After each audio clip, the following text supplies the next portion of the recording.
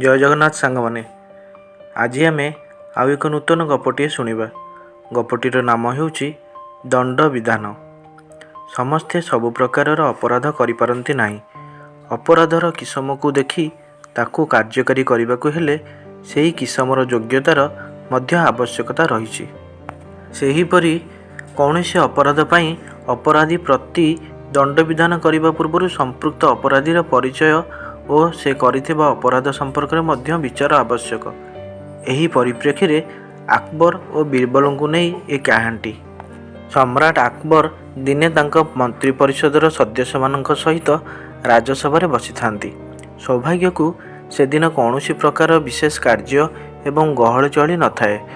तेणु सदस्य मानक सह एणुतेणु गपी समय काटुथांती अकबर। हठात से मंत्री मानक गोटे बड़ अजब प्रश्न पचारि संपृक्त प्रश्नर उत्तर सेमानंकठारु जानिबाकु चाहिए।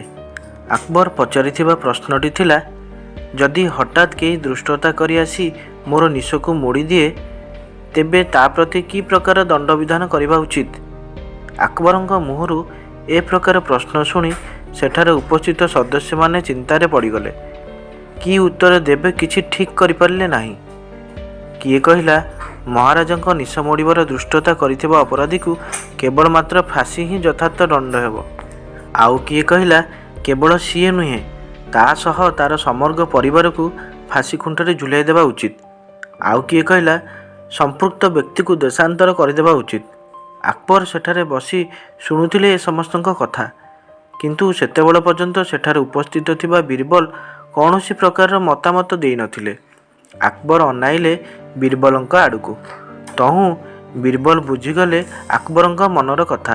तापरे निजर वक्तव्य आरंभ करी कहिले, महाराजଙ୍କ निश मोड़ीथिबा व्यक्ति को ए प्रकार कौनसी दंडर आवश्यकता नाही, बरम ए प्रकार कार्य करिथिबा व्यक्ति को सम्राट समेत समस्ते आदर करी ताकू मिठा आनी खुआइबा उचित।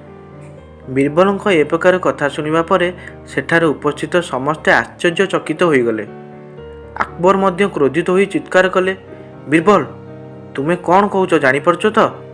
यह देखि बीरबल कहिले, क्षमा करिवे महाराज, आपणक चारिपाखरे रहिथिबा सुरक्षा बलय भेद करी केही आसी आपणक निश मोड़ीबा संपूर्ण असंभव। जदिबा किए एथिरे समर्थ हुए बा एथिपाई साहस करे, सीए केवल मात्र होई पारे आपणक नाती, अन्य केही नुहे। तेबे आपण कहंतु ता प्रति की प्रकार दंड विधान करा जिबा उचित?